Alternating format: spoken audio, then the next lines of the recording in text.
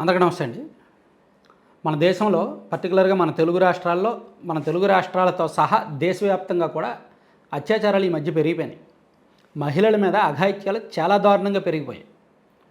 మొన్న ఒక వారం రోజుల కిందట తెలంగాణలో నాగర్ కర్నూల్లో ఒక గుడికి వెళ్ళిన మహిళను రాత్రి 11 గంటల వేళ 7 దుండగులు ఆమెను 3 గంటల పాటు చిత్రహింసలకు గురి చేసి ఆమె మీద అత్యాచారం చేసి ఆమె దాహం దాహం అని ఏడుస్తుంటే నోట్లో యూరిన్ పోశారు. అంత చెత్త పని చేశారు 7. అది దేశవ్యాప్తంగా సంచలనం సృష్టించింది. తాజాగా నిన్న బయటకు వచ్చిన ఒక ఇన్సిడెంట్ ఏంటంటే వారణాసిలో ఒక 6 కలిపి 4 రోజులుగా 23 సార్లు ఒక అమ్మాయి మీద అత్యాచారం చేశారు. 19 సంవత్సరాల అమ్మాయి మీద గత 4 రోజులుగా రిపీటెడ్గా అత్యాచారం చేస్తూనే ఉన్నారు ఆ అమ్మాయి మీద. ఎంత పాశవికం చూడండి, ఎంత దారుణమో చూడండి. ఇది రీసెంట్గా ఈరోజు బయటకు వచ్చింది, దాని మీద కేసు నమోదైంది. అలాగే ఇదే హైదరాబాద్లో 10 రోజుల కిందట రంజాన్ రోజు ఒక యువకుడు జర్మనీ యువతిని నిర్మానుష్య ప్రాంతానికి తీసుకెళ్లి అత్యాచారం చేశాడు.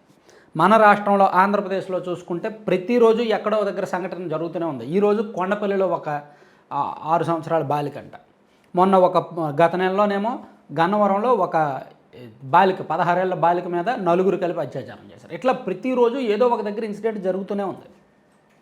యావరేజ్గా దేశం మొత్తం మీద సగటున సంవత్సరానికి 36,000 నుంచి 37,000 వరకు ఇన్సిడెంట్లు జరుగుతున్నాయి NCRB national crime records bureau లెక్కల ప్రకారం. ఇవి కాకుండా పోలీస్ స్టేషన్లు గడప తొక్కని కేసులు ఎన్నో ఉంటాయండి. గ్రామీణ ప్రాంతాల్లో పరువు పోతుందనో, ఆడపిల్లకు పెళ్ళి అవ్వదనో, ఇంకేదో రకరకాల భయాలతోనో రాజీలతోనో డబ్బు ఆశ చూపో పోలీస్ స్టేషన్ గడప తొక్కని కేసులు వేలాదిగా ఉండిపోతున్నాయి. దీనికి ఇది సరిపోదు, ఇన్ని దారుణాలు జరుగుతున్నాయి సరిపోదు అన్నట్టు కర్ణాటక రాష్ట్ర హోంమంత్రిగా ఉన్న పరమేశ్వర్ గారు ఒక వికృతమైన కామెంట్ చేశాడు. ఆయన పెద్ద నగరాల్లో ఇటువంటి ఘటనలు జరుగుతూనే ఉంటాయి, అన్నిటినీ ప్రభుత్వాన్ని బ్లేమ్ చేస్తే ఎలా అని ఒక కామెంట్ చేశాడు ఆయన. బెంగళూరు నగరంలో జరుగుతున్న అత్యాచారాల మీద, మహిళల మీద జరుగుతున్న ఈవ్ టీజింగ్ దాడులకు సంబంధించి అక్కడ ప్రతిపక్షాలు విమర్శిస్తే ఆయన బాధ్యతాయుతమైన సమాధానం చెప్పకుండా పెద్ద నగరాల్లో ఇటువంటి సహజమే అనే కామెంట్ చేశాడు.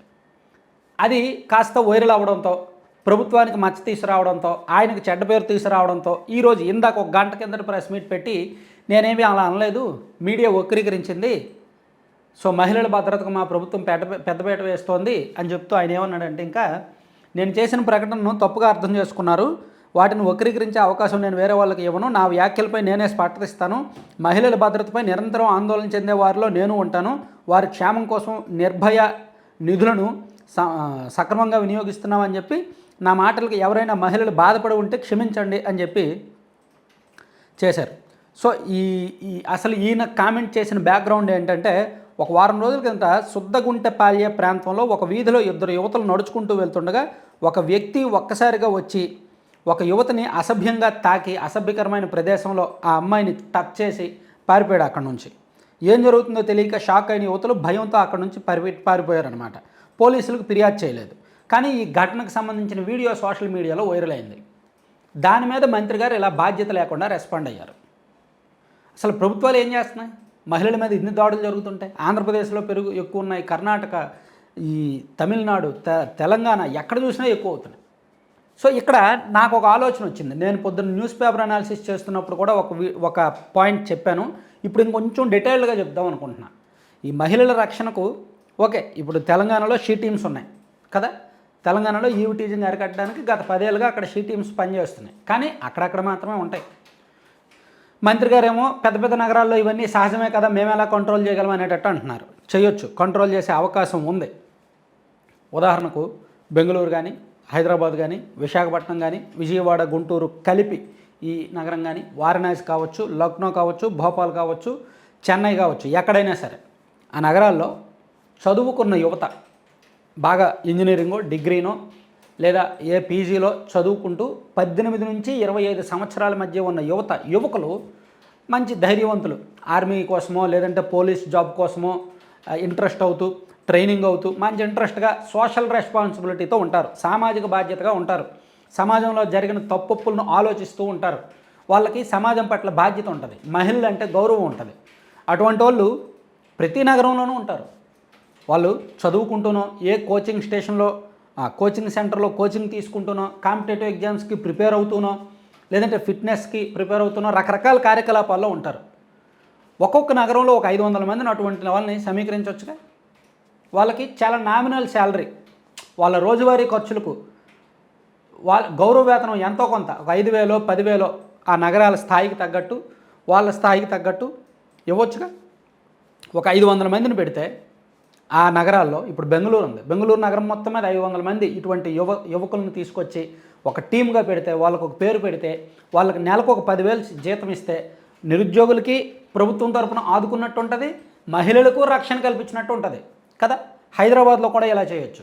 విజయవాడ అండ్ ఈ మంగళగిరి, గుంటూరు ఈ నగరాలన్నీ కలిపి ఇలా చేయొచ్చు. విశాఖపట్నంలో కూడా ఇలా చేయొచ్చు. ఆ నగరాల స్థాయిని బట్టి 200 మందినో 300 మందినో 500 మందినో చదువుకున్న యువతను, కుర్రోళ్ళని, కాస్త ధైర్యంగా మొండిగా ఉండే కుర్రోళ్ళని గుర్తించి వాళ్ళకి కాస్త ఒక నెల రోజుల పాటు కాస్త ట్రైనింగ్ ఇచ్చి, వాళ్ళ మొబైల్లో ఒక యాప్ పెట్టి వాళ్ళని పెట్రోలింగ్, ఇప్పుడు పోలీసులో స్టేషన్లు ఉంటాయి కదా, పోలీసులు ఉంటారు కదా, వాళ్ళు ఏం చేస్తారు వీళ్ళు ఎందుకు అనే మాట రాకూడదు.